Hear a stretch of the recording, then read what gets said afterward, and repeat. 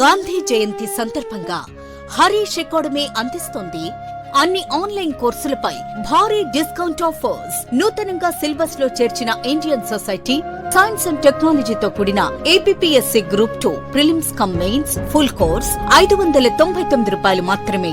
గ్రామ సచివాలయం, వార్డ్ సచివాలయం కేటగిరీ 1 జేఎల్ ఫుల్ కోర్స్ 599 రూపాయలు మాత్రమే. టీఎస్పీఎస్సీ గ్రూప్ 2, 3 మరియు ఎఫ్బీఓ కాంబో ప్యాక్ 500 రూపాయలు మాత్రమే. ఈ అన్ని కోర్సుల వ్యాలిడిటీ 6 నెలలు. ఈ ఆఫర్ అక్టోబర్ 2 నుండి అక్టోబర్ 6 వరకు మాత్రమే. లెజెండరీ ఫ్యాకల్టీచే రూపొందించబడిన అప్డేటెడ్ ఆన్లైన్ క్లాసెస్. మరెందుకు ఆలస్యం? వెంటనే హరీష్ అకాడమీ యాప్ ను డౌన్లోడ్ చేసుకోండి. జాబ్ సాధించండి. Harish the best academy. Phone number 8341116915.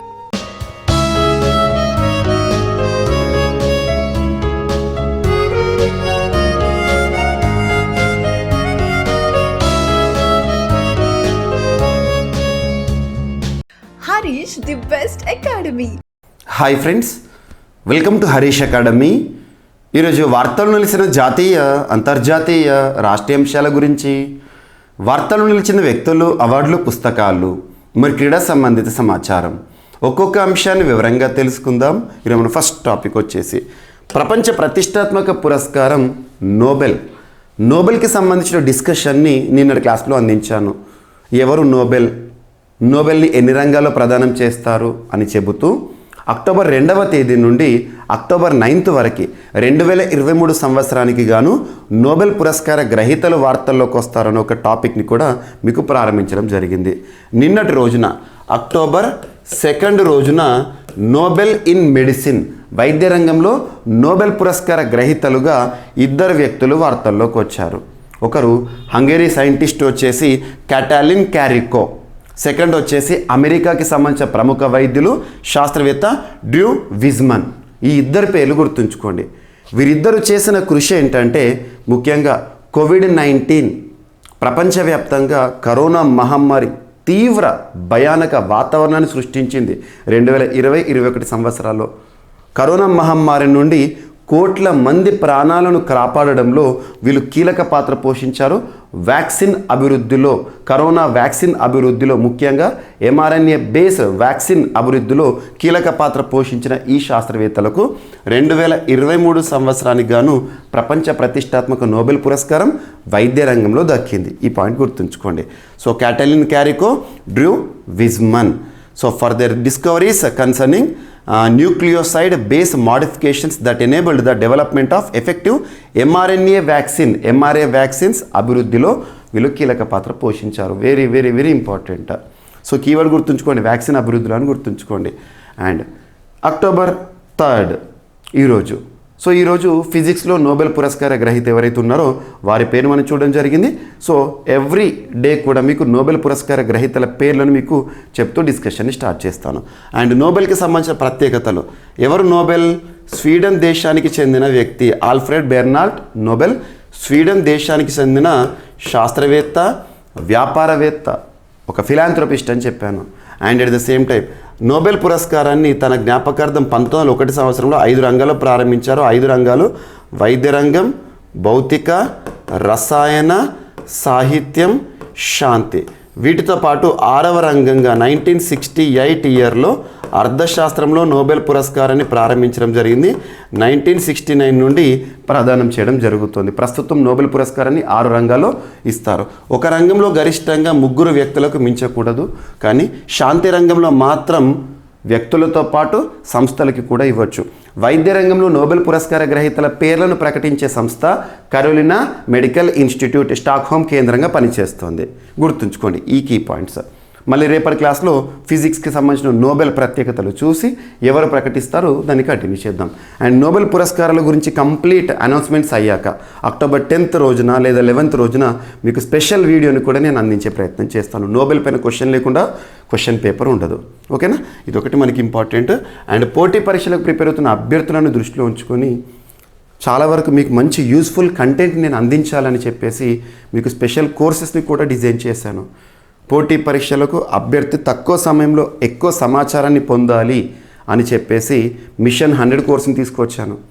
Current అఫైర్స్లో ఒక రివల్యూషన్ తీసుకురావడం జరిగింది CA 360 కోర్స్తో. ఈ కోర్సులతో ప్రారంభమైన మన ప్రస్థానం ఏదైతే ఉంటుందో యానివర్సరీ డే సెలబ్రేషన్స్లో ఉంది. ఈరోజు జీవీకే స్టడీ సర్కిల్కి సంబంధించి మన పర్సనల్ యాప్ ఏదైతే ఉంటుందో GVK study circle app anniversary day సందర్భంగా అభ్యర్థులకు ఇప్పటివరకు యాప్ చరిత్రలోనే ఎప్పుడు ఇవ్వనటువంటి ఆఫర్స్ని ఈ రోజున ప్రకటించడం జరుగుతోంది. అక్టోబర్ 3వ తేదీ నుండి అక్టోబర్ 5వ తేదీ వరకు మన జీవీకే స్టడీ సర్కిల్లో అందుబాటులో ఉన్న ప్రతి కోర్స్ పైన కూడా బిగ్గెస్ట్ ఆఫర్స్ అనేవి అభ్యర్థుల కోసం ఇవ్వడం జరుగుతుంది. సో ఒక్కసారి మీరు జీవీకే స్టడీ సర్కిల్ యాప్ని ఇన్స్టాల్ చేసుకోండి. ఇంతవరకు యాప్ హిస్టరీలో ఇవ్వనటువంటి ప్రైస్ ఆఫర్స్ అనేవి ఈ రోజు నుండి మీకు 5th వరకు ఇవ్వడం జరుగుతుంది. So 5th GVK study circle యానివర్సరీని దృష్టిలో ఉంచుకొని అభ్యర్థులు ఈ సౌకర్యాన్ని వినియోగించగలరని భావిస్తున్నాను. అండ్ ప్రతి ఒక్కరికి నాకు మద్దతు ఇస్తున్న ప్రతి ఒక్కరికి కూడా పేరు పేరున ధన్యవాదాలు. సో మీ సపోర్ట్ వల్లే ఈ ప్రయాణం అనేది కొనసాగుతుంది. మీ సపోర్ట్ అండ్ మీ కోఆపరేషన్ ప్రతిరోజు నాకు ఉండాలని మనస్ఫూర్తిగా కోరుకుంటున్నాను. ఓకేనా? సో ఈరోజు మన ఫస్ట్ టాపిక్ అనేది నోబెల్కి సంబంధించి పూర్తి చేయడం జరిగింది. సెకండ్, సూచీలపైన రెగ్యులర్గా క్వశ్చన్స్ అడుగుతారు. ఇంటర్నెట్ వేగంలో భారత్కి ప్రపంచంలో 47వ స్థానం అనే అంశం వార్తల్లోకి వచ్చింది. ఇంటర్నెట్ స్పీడ్, సో అదేంటో చూద్దాము. సో ప్రస్తుతం భారతదేశంలో 5G సేవలు అనేవి ప్రారంభమయ్యాయి. దేశంలో 5G సేవల ప్రారంభంతో మొబైల్ డౌన్లోడ్ వేగాలు గణనీయంగా పెరుగుతున్నాయి. ప్రపంచంలో ఇంటర్నెట్ స్పీడ్లో ఎక్కువ దేశాలు ఏవైతే ఉంటాయో హై ఇంటర్నెట్ స్పీడ్ ఉన్న దేశాలు టాప్లో ఉంటాయి. మరి భారతదేశం ప్రపంచంలో 47వ స్థానంలో ఉంది. గుర్తుంచుకోండి, వేగాలు గణనీయంగా పెరిగాయి. ఫలితంగా స్పీడ్ టెస్ట్ గ్లోబల్ సూచి పేరు ఏంటిది? ఒక సూచి, స్పీడ్ టెస్ట్ గ్లోబల్ సూచి, స్పీడ్ టెస్ట్ గ్లోబల్ సూచి, స్పీడ్ టెస్ట్ గ్లోబల్ సూచి 2023లో భారత్ 47వ స్థానానికి చేరింది. ఎవరిచ్చారు ఈ సూచి ర్యాంకింగ్స్ని అంటే ఓక్లా అనే ఒక సంస్థ. ఓక్లా మీకు స్పీడ్ టెస్ట్ చేసినప్పుడు కనబడుతుంది. మీరు మొబైల్ ఇంటర్నెట్ కానీ ల్యాప్టాప్లో స్పీడ్ ఇంటర్నెట్ కానివ్వండి చూస్తే ఓక్లా అనే పదం కనబడుతుంది. ఆ సంస్థ వారు ఇచ్చారు. గతంలో భారత స్థానము 72 స్థానాలు ఏదైతే ఉంటుందో మెరుగుపడి 47వ స్థానానికి వచ్చింది. మన పక్క దేశాలు బంగ్లాదేశ్, శ్రీలంక, పాకిస్తాన్ వంటి పొరుగు దేశాలతో పాటు కొన్ని G20 దేశాల కంటే మన పరిస్థితి మెరుగ్గా ఉండడం విశేషం. సో గుర్తుంచుకోండి, ఈ సూచీలో మెక్సికో 90వ స్థానం, టర్కీ 68వ స్థానం, బ్రిటన్ 62వ స్థానం, జపాన్ 58వ స్థానం, బ్రెజిల్ 50వ స్థానంలో నిలిచాయి. గుర్తుంచుకోండి. అండ్ మన దేశంలో ఇంటర్నెట్ వేగం 3.59 రెట్లు అధికమైంది. 2022 సెప్టెంబర్లో 13.87 MBPS ఉన్న డౌన్లోడ్ వేగం 2023 ఆగస్టుకి 50.21 MBPSకు చేరిందంట. దీంతో భారత స్థానం 119 నుంచి 72 స్థానాలు ఎగబాకి 47వ స్థానానికి వెళ్ళిందని ఓక్లా సంస్థ తెలిపింది. గుర్తుంచుకోండి. సో ప్రస్తుతం భారతదేశంలో జియో కానివ్వండి ఇటువంటి సేవలు ప్రారంభమయ్యాక డిజిటల్ ఇండియా వైపు మనం ప్రయాణించడంలో సులభమైన మార్గం. సో అందులో ఇదొకటి ఇంపార్టెంట్. వార్తలు నిలిచిన సూచీలు, నివేదికలు, గణాంకాలపైన ఎగ్జామినేషన్లో ఖచ్చితంగా క్వశ్చన్స్ అడుగుతారు. ఇది గుర్తుంచుకోండి. గతంలో మనం డిస్కస్ చేసిన ఆర్థిక స్వేచ్ఛ సూచి కానివ్వండి, రీసెంట్గా మనం ఏ సూచీల గురించి అయితే డిస్కస్ చేసామో వాటి ఖచ్చితంగా చూడండి. అండ్ నెక్స్ట్ 2023-24 ఆర్థిక సంవత్సరంలో భారతదేశం యొక్క జీడిపి వృద్ధి, భారతదేశం యొక్క వృద్ధి 6.5% ఉంటుంది అని చెప్పేసి నీతి ఆయోగ్ వారు ఈరోజు చెప్పడం జరిగింది. సో నీతి ఆయోగ్ వైస్ చైర్పర్సన్గా విధులు నిర్వర్తిస్తున్న రాజీవ్ కుమార్ గారు ఏం చెప్పారంటే భారతదేశం యొక్క వృద్ధి రేటు ఎందులో చూస్తామో GDP, gross domestic product. It is the final value of all the goods and services that are produced within the boundaries of the country within the given financial year. ఒక ఆర్థిక సంవత్సర కాలంలో ఒక దేశంలో ఉత్పత్తి అవుతున్న అంతిమ వస్తు సేవల విలువనే జీడిపి అంటాం. ఇటీవల కాలంలో అంతర్జాతీయ సంస్థలు, ప్రముఖ సంస్థలు, భారతదేశంలోని ప్రముఖ సంస్థలు భారతదేశం యొక్క ప్రస్తుత ఆర్థిక సంవత్సర వృద్ధి రేటుని ఎంతగా ప్రెడిక్ట్ చేస్తూ ఇస్తున్నారో వాటిని ఖచ్చితంగా చూడండి. ఎంత నాటి ఇప్పుడు 2023 ఏప్రిల్ 1 నుండి అంటే ఈ ఆర్థిక సంవత్సరంలో 2024 మార్చి వరకు నాటికి భారతదేశం యొక్క వృద్ధి 6.5% ఉంటుందని ఎవరు చెప్తున్నారు? నీతి ఆయోగ్ చెప్తోంది. Very very very important. ఓకేనా? మినిస్ట్రీ ఆఫ్ ఫైనాన్స్ వారు కూడా ఇదే రేట్ చెప్పారు. 6.5% చొప్పున భారతదేశం ఆర్థిక వృద్ధిని చూస్తుందని నిర్మలా సీతారామన్ గారు ఆర్థిక వ్యవహారాల మంత్రిత్వ శాఖ వారు కూడా ఇటీవల చెప్పడం జరిగింది. గుర్తుంచుకోండి. And next coal wetland. So చిత్తడి నేలలపైన క్వశ్చన్స్ ఖచ్చితంగా వస్తాయి. కోల్ వెట్లాండ్ ఇటీవల వార్తల్లోకి వచ్చింది. ఏ రాష్ట్రంలో ఉంది అంటే కేరళ రాష్ట్రం. కేరళ రాష్ట్రంలోనే ఒక చిత్తడి నేల వార్తల్లోకి వచ్చింది. కోల్ వెట్లాండ్ ఎందుకు వార్తలోకి వచ్చిందంటే ఇది ప్రమాదపు అంచనా ఉంది, ప్రమాదంలో పడుతోంది. థ్రెట్ ఆఫ్ ఏలియన్ ప్లాంట్స్, కొన్ని పిచ్చి మొక్కలు అంటాం కదా, పిచ్చి మొక్కలు పెరుగుతున్నాయి. దాని ద్వారా ఈ ప్రాంతం మొత్తం కూడా, ఈ వెట్లాండ్ చిత్తడి నేల ప్రాంతం కూడా మొత్తం కూడా సమస్యల్లో మిగిలింది, గుర్తుంచుకోండి. అండ్ వెట్లాండ్లకు ఇచ్చే గుర్తింపు ఏంటి? రామ్సర్.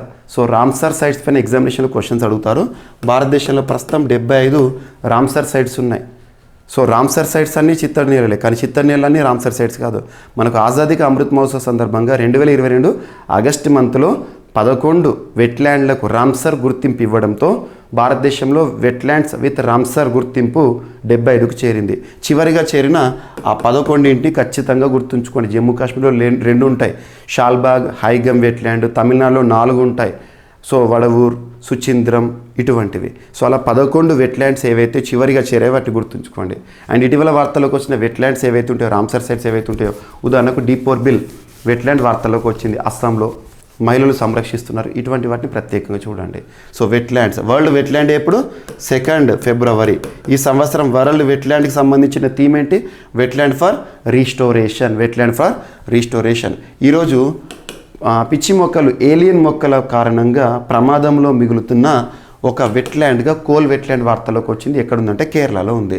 సో గుర్తుంచుకోండి. Cabomba. So cabomba furcata, popularly called pink bloom due its massive flowering, has been a new threat in addition to water hyacinth and salvinia molesta. పిచ్చి మొక్కలు లేదా పిచ్చి మొక్కలు అనకూడదు, ఏలియన్ మొక్కల కారణంగా దీని డివినిటీ అనేది పోతుంది. గుర్తుంచుకోండి. కోల్ వెట్లాండ్ ఇటీవల వార్తలోకి వచ్చింది, ఎక్కడ ఉంది అంటారు. ఓకేనా? అండ్ మీకు పోటీ పరీక్షలకు ఉపయుక్తంగా ఉండే టాపిక్స్ ఏవైతే ఉంటే వాటిని రీసెంట్గా నేను ప్రవీణ్ సార్ క్లాసెస్ యూట్యూబ్ ఛానల్లో రెగ్యులర్గా అందించే ప్రయత్నం చేస్తున్నాను. నిన్నటి రోజున నోబెల్కి సంబంధించి కూడా ప్రత్యేకతలు అన్నీ చెప్పాను, ఒకసారి వీడియో చూడండి. ప్రవీణ్ సార్ క్లాసెస్ యూట్యూబ్ ఛానల్ని సబ్స్క్రైబ్ చేసుకొని వారు ఎవరైనా ఉంటే ఈరోజే సబ్స్క్రైబ్ చేసుకోండి. సో మీకు అక్కడ యూస్ఫుల్ కంటెంట్ని ప్రతిరోజు కూడా ఏదో ఒక రకంగా అందిస్తున్నాను. అయితే ఆర్టికల్స్ పోస్ట్ చేస్తూ కానివ్వండి, వీడియోస్ రిలీజ్ చేస్తూ కానివ్వండి, లైవ్ రూపంలో కానివ్వండి, ఎప్పుడు అందుబాటులో ఉన్నా కూడా ఇచ్చే ప్రయత్నం చేస్తున్నాను. సబ్స్క్రైబ్ చేసుకోండి. ఓకేనా? అండ్ బెడిస్ లిమాకుమి అనే ఒక కొత్త రకమైన ఫిష్ వార్తల్లోకి వచ్చింది. న్యూ ఫిష్ స్పీసీస్ ఎక్కడ బయటపడిందంటే నాగాలాండ్ రాష్ట్రంలో శాస్త్రవేత్తలు కనుగొన్నారు. ఇక్కడ మలక్ అనే ఒక రివర్ ఉంటుంది, అక్కడ కొత్త రకమైన చేప ఆనవాలను కనుగొన్నారు. అదే బెడిస్ లిమాకుమి. ఇటీవల వార్తల్లోకి వచ్చిన బెడిస్ లిమాకుమి ఏంటి అంటారు? ఒక కప్పన, ఒక చేపన, లేదా ఒక పామ, ఒక సీతాకోక చిలుక కొత్త రకం ఇలా అడుగుతారు. సో ఏంటిది? A fish variety, a new fish variety. గుర్తుంచుకోండి. బెడిస్ లిమాకుమి ఒక ఫిష్ వెరైటీ నాగాలాండ్లో మలక్ రివర్లో గుర్తుపట్టడం జరిగింది. అండ్ నెక్స్ట్, భారత ప్రధాని నరేంద్ర మోదీ గారి తెలంగాణ పర్యటన గత 2 రోజుల కింద మనం డిస్కస్ చేశాము. పాలమూరు పర్యటన సందర్భంగా భారత ప్రభుత్వం తెలంగాణకి ఇచ్చిన వరాలు, కేంద్రీయ గిరిజన విశ్వవిద్యాలయాన్ని ఏర్పాటు చేయడం జరుగుతుంది అని చెప్పేసి ములుగు జిల్లాకి అలొకేట్ చేస్తామని చెప్పారు. తెలంగాణ రాష్ట్రంలో పసుపు బోర్డుని ఏర్పాటు చేస్తామని చెప్పారు సుదీర్ఘకాంక్ష రైతుల కోసం. అందులో భాగంగా ఇప్పుడు ఇందూరు పర్యటన. ఈరోజు ఇందూరు పర్యటనలో తెలంగాణకి సంబంధించి పర్యటనలో ప్రధానమంత్రి నరేంద్ర మోదీ గారు వేటిని జాతికి అంకితం ఇచ్చారో చూద్దాం ఇక్కడ. సో తెలంగాణలో 8,000 కోట్ల విలువ గల విద్యుత్, రైల్వేస్, ఆరోగ్య సంరక్షణ ప్రాజెక్టులు జాతికి అంకితం ఇచ్చింది కేంద్ర ప్రభుత్వం. ప్రారంభోత్సవం మరియు శంకుస్థాపన చేశారు నరేంద్ర మోదీ గారు, ప్రధానమంత్రి గారు. NTPC Telangana super thermal power project, దీన్ని జాతికి అంకితం ఇచ్చారు. అండ్ మనోహరాబాద్ సిద్దిపేట కొత్త రైల్వే లైన్ పొడవు 76 కిలోమీటర్లు, సుమారు ఖర్చు 1,200 కోట్ల రూపాయలు. నెక్స్ట్ ధర్మాబాద్, మనోహరాబాద్ మరియు మహబూబ్ నగర్, కర్నూలు మధ్య విద్యుదీకరణ పూర్తి చేస్తారంట. ప్రారంభోత్సవం వచ్చేసి సిద్దిపేట, సికింద్రాబాద్, సిద్దిపేట రైలు సేవలు మరియు తెలంగాణలో 20 క్రిటికల్ కేర్ బ్లాక్స్ ఏవైతే ఉంటే వాటిని ప్రారంభిస్తారంట. సో గౌరవంగా వచ్చిన అతిథి నరేంద్ర మోదీ గారు వీటిని ప్రారంభించడం జరిగింది. అండ్ జితేంద్ర సింగ్ గారు భారత సైన్స్ అండ్ టెక్నాలజీ శాఖ మంత్రి, శాస్త్ర సాంకేతిక వ్యవహారాల మంత్రిత్వ శాఖ విధులు నిర్వర్తిస్తున్న వ్యక్తి జితేంద్ర సింగ్ గారు ఇటీవల లాంచ్ చేసిన ఒక పోర్టల్, అదేంటంటే intelligent grievance monitoring system. Intelligent grievance monitoring system ఇది ఆర్టిఫిషియల్ ఇంటెలిజెన్స్ ఆధారంగా పనిచేస్తోంది. ప్రత్యేకత ఏంటంటే గ్రీవెన్స్ అంటే ఏంటి? పరిష్కారాల కోసం ప్రజల నుండి వచ్చే ఫిర్యాదులు, గ్రీవెన్స్. ఆ ఫిర్యాదులను ఆర్టిఫిషియల్ ఇంటెలిజెన్స్ సాయంతో పరిష్కరించే ఒక అధునాతనమైన వ్యవస్థ ఇంటెలిజెంట్ గ్రీవెన్స్ మానిటరింగ్ సిస్టమ్. దీన్ని ప్రారంభించారు. దీన్ని ఎవరు డెవలప్ చేశారంటారు? Very very important.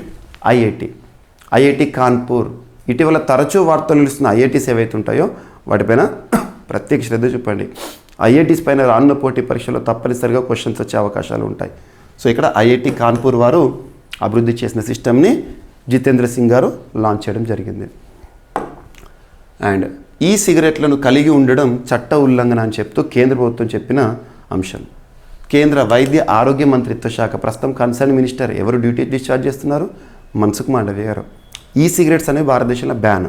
దానికి సంబంధించి ఈ సిగరెట్లు లేదా అటువంటి పరికరాలను కలిగి ఉండటం ఎలక్ట్రానిక్ సిగరెట్ నిరోధక చట్టం 2019 చట్టాలు గుర్తుంచుకోండి ని ఉల్లంఘించడమేనని కేంద్ర ఆరోగ్య మంత్రిత్వ శాఖ వారు స్పష్టం చేశారు.